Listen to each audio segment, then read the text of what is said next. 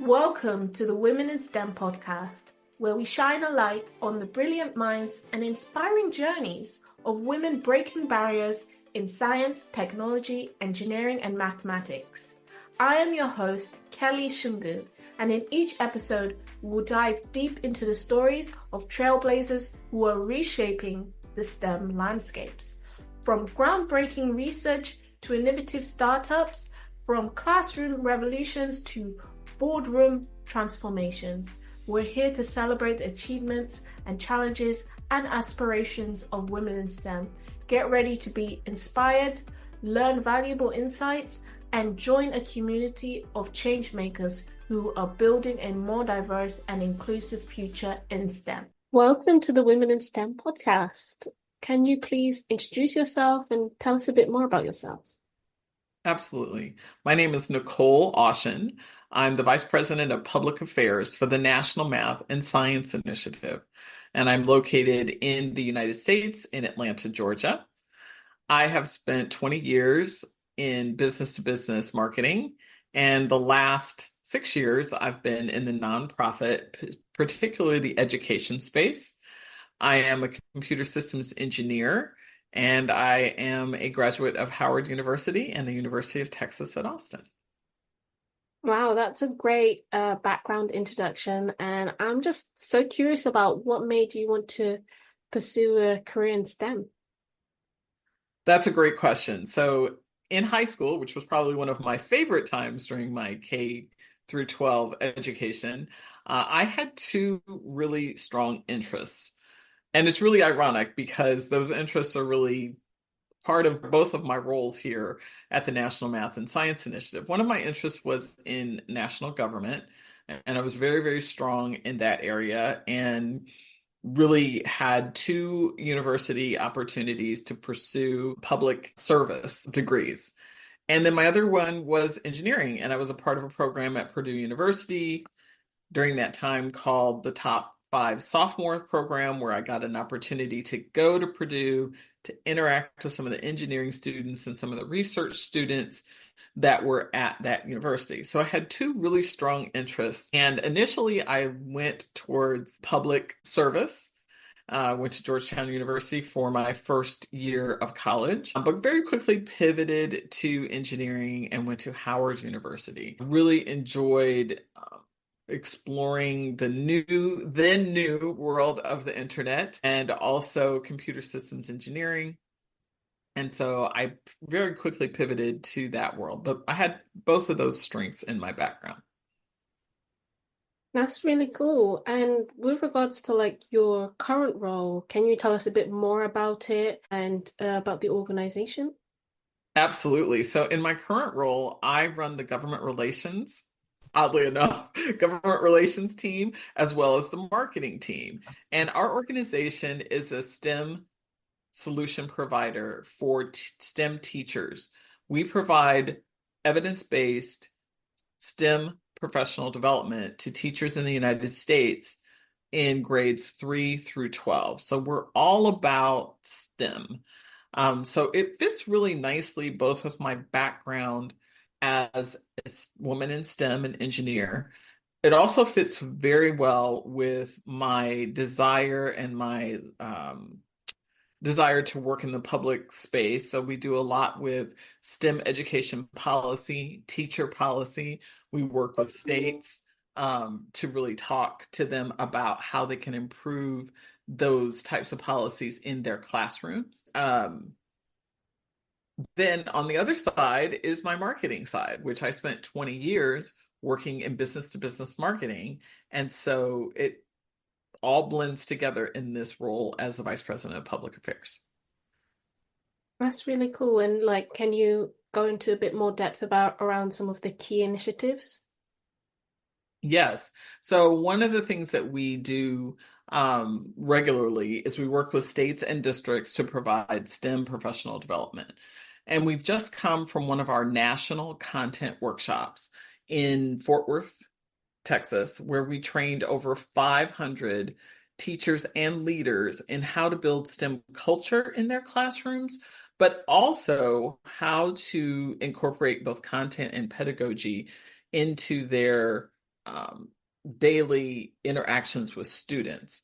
So a lot of people don't know that teachers, at least here in the United States, lots of teachers can come to teaching with a literacy lens. They're not always classically trained in the content that they're going to have to teach, especially if they're asked to teach a STEM course. So, having professional development training like the training that we provide at the National Math and Science Initiative really helps get them into the content and then the pedagogy, the way in which they need to teach those particular subjects. And as most teachers have to face post-pandemic and probably a little pre-pandemic, there are a lot of things that they have to do in the classroom, right? It's not just about teaching, it's about classroom management as well. And now we're talking about social and emotional learning because our kids have struggled having gone through the pandemic. So the more solid a teacher can be in the content and pedagogy, the easier that job is going to be.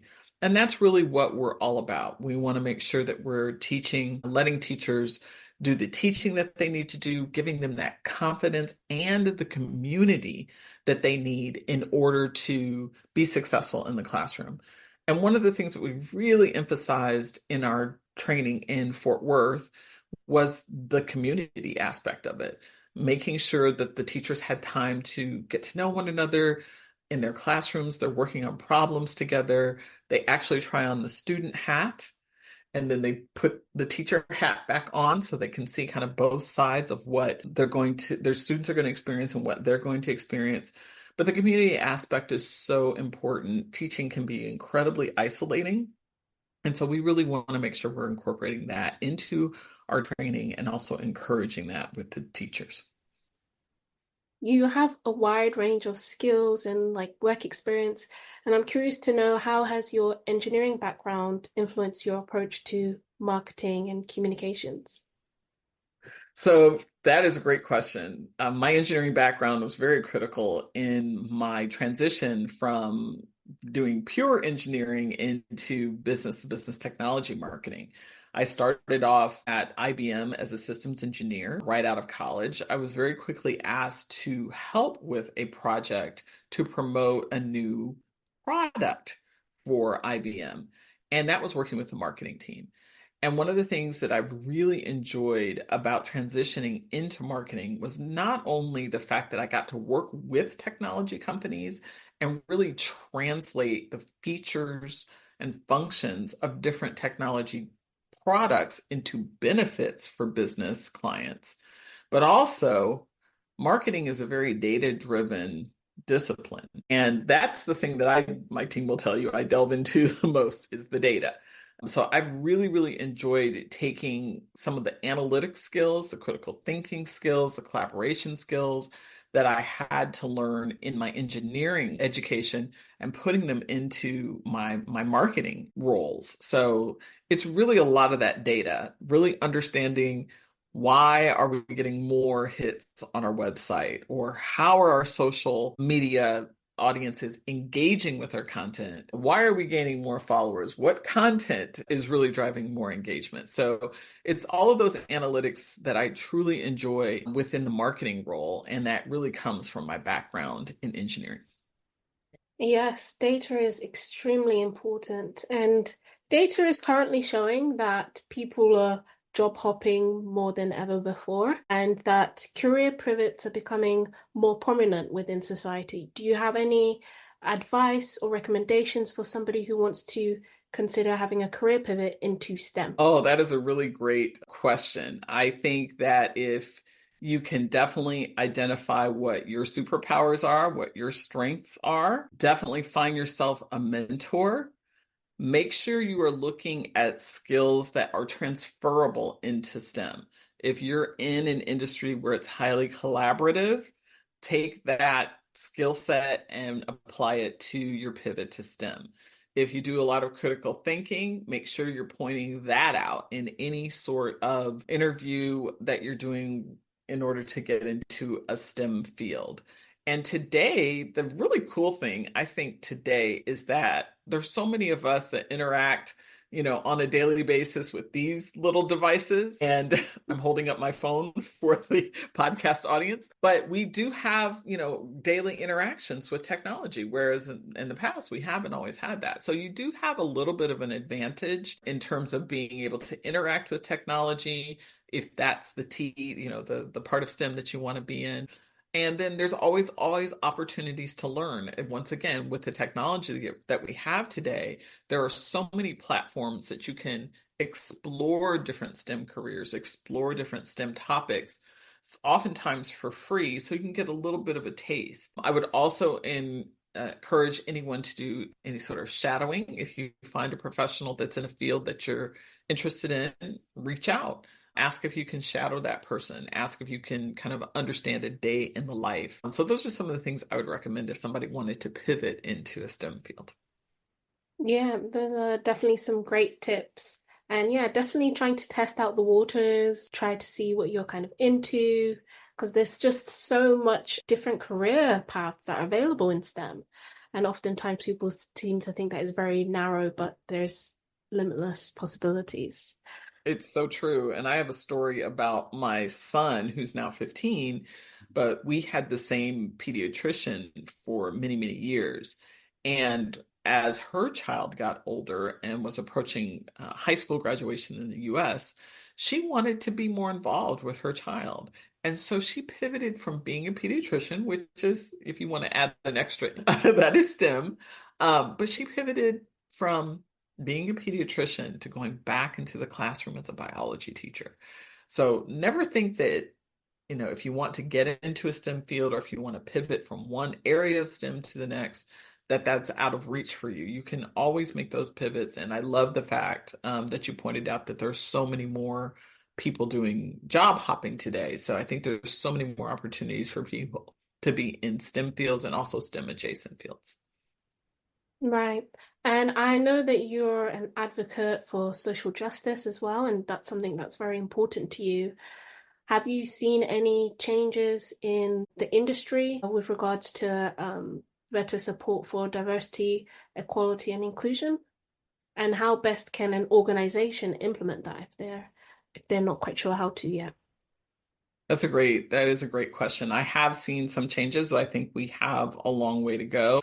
I have a pretty unique perspective because I went to a historically Black uh, college and university, HBCU. So all of my classmates, for the most part, were African American, and the recruiting was really, really strong because most organizations knew that those were the places they needed to go to recruit good STEM talent. So I have a little bit of a unique perspective. But I think the more that we can point out the benefits of diverse teams, the better off we're going to be. We have to have as many perspectives as we can to solve some of these very challenging problems that the world is facing, like climate change, like global food scarcity. We really have to have as many voices as we can possibly have getting to solve those problems. So it is critical when you look at things like AI. In the early days of AI, we noticed that the facial recognition that was being programmed was facial recognition that was only programming for one type of race, right? And that other races were not being recognized by these programs. That's because we didn't have the diversity. We didn't have programmers that were of different ethnic backgrounds, different genders, and different races so that they could influence some of that programming, right? We have to start including everyone in the STEM fields because our teams are going to be better. The success rates of things that we are trying to solve are going to be better when we have a viewpoint that stretches across all of our ethnicities, our genders, our races, our countries. And I think it's critically important that we do that. Yes, it definitely is. And what advice do you have for young women, young people of color who are aspiring to get into the STEM field? I think, first of all, do it. STEM is fun, it's collaborative, it will stretch your ability to think critically, which is so important in so many areas of life. I dare to say, really also boost your creativity, right? Just because we are scientists and programmers and mathematicians doesn't mean we're not creative. In fact, I think we're even more creative. If you look at the two young women in the United States here who recently solved one of the most challenging math problems, and no one had ever solved it, they used their creativity, right? Their creative thinking skills to solve that math problem. So, first of all, I say go for it. Second of all, do your exploration. Look at the different STEM fields and find a mentor. Find somebody whose accomplishments or whose area you're interested in. I have found people in STEM to be incredibly open to talking to young people or people who want to pivot about how to get into the industry. Find your role models. I think that's incredibly important. Also, find your community. This is a great community to listen to many, many women who are in STEM. This is a great podcast that you could listen to have some sort of exploration and say, I think I might want to pursue that, or I might want to look into this. So find your community, find yourself a mentor. Don't be afraid of setbacks. If there's anything that I've learned is that I've learned, and I tell you, I learned this from astronaut Joan Higginbotham, not to call a failure, right? It's not a failure, it's a setback. If you fail a class, that's not a failure, it's a setback. It's an opportunity for you to do that class again and do it in a better way and get the success that you want. Learn from those experiences because we're all going to make mistakes. We're all going to need to learn. Don't let that discourage you. It didn't discourage me. I had setbacks and I got my degree. So make sure that you view those in the right frame and that you're learning from those. So those are some of the pieces of advice that I would give. And a very popular question that I often get asked to ask people that come onto my podcast is, how do you manage your work-life balance, given your high profile and all the responsibilities that you have, as well as your personal life? Like, how do you manage all of that? That is a really great question. First of all, I must say I have a fabulous husband who helps us to manage those types of things. So, one of the things that I have is a fabulous partner. So, I know everybody may not have a partner, but that definitely helps. I also try my best to prioritize the things that I have to do on a daily and weekly basis. I have a wonderful team and I have learned to delegate. I don't have to do everything. I can delegate and I hire really good people so that those people can, and I trust them to execute the tasks that I've asked them to execute. I try to have very realistic expectations, right? And there are some core things that I like to do as a wife and mother. So oddly enough, it's a great question because oddly enough, this morning at 7 o'clock in the morning, I was out doing my grocery shopping, right? That's a great time. I don't have any meetings. So I was out doing my grocery shopping for my family, and I was able to get that accomplished. This afternoon, I'll take a half an hour and I will cook a dinner, right? I've already got that planned out. So planning is important as well. And then I think just the realization that you can have it all, you just may not be able to have it all at the same time. There were times in my career where I took a little bit of a step back so that I could be a little bit more engaged with our son, especially in the elementary school years. And I was room mom and raised money for my son's school and I was at every event. And that was a phase in my life when my career was not accelerating as much as it has been now that he is a little bit older and a little bit more independent. So I think realizing too that, look, you can have it all, women in STEM. You can have the fabulous career, you can have the family if you want it, you can have the travel, but you just have to be aware that you may not be able to have everything at the same time, but eventually you can have it all. Those are some great tips. And what's next in your career? What is next in my career? So I've been here with the National Math and Science Initiative for about 4 years. I've been a vice president here for 2 years. We are really working on ramping up some of our speaking and engagement in conferences and education. So I really would love to ramp that up a little bit. We are also focusing in on fee for service sales. So I've just hired a product marketing manager. So I'm looking forward to having a fully staffed marketing organization that is partnering with our sales organization. And for me personally, I have also authored a book. So I have become a children's book author. And my book is called Miles and the Math Monsters. And it is a book about math anxiety and how a young boy has overcome math anxiety. So that is probably one of the bigger things that I'll be doing here in the next 4 or 5 months is promoting that book, hopefully to teachers all around the country and parents all around the country whose children struggle with math anxiety. That's definitely a great topic for a book and sometimes something that's very much overlooked. Is there anything else you would like to share with our listeners about anything that's important to you with regards to STEM or diversity in the field?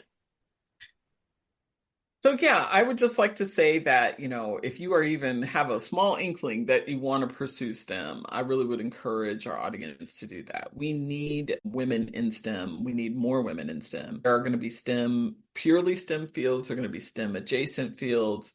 We need your mind. We need your creativity. We need your problem solving skills. So if you have even a small inkling that you want to pursue it, I would encourage everyone who's listening to this podcast, at least take a look at STEM. It's going to be so critically important. We've got countries that are ahead of the game, but we've got countries that are behind the game. And as we've all seen with COVID, there's going to be more and more STEM related challenges that we're going to need to band together on to solve. And also make sure that you are supporting, since I'm with the National Math and Science Initiative, make sure you're supporting your educators, right? Support your educators. If you're a woman in STEM, find a school where you can go in and talk to a group of women and girls and men and boys about your career and how you came to that career. Offer to volunteer in a classroom, offer to lead a camp. Make sure that you're also giving back to these communities so that we can inspire as many children as we can to pursue a career in STEM. And how best can people connect with you? And do you have any other things So you would like to plug? Thank you. So let's first talk about the National Math and Science Initiative. We are located at nms.org. We are a US-based firm for those who are US-based listeners, and we are a STEM professional service provider for teachers in grades 3 through 12.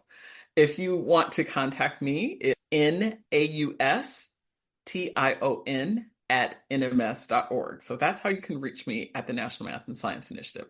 As far as my personal pursuits, you can contact me at NicholeAustionBooks.com.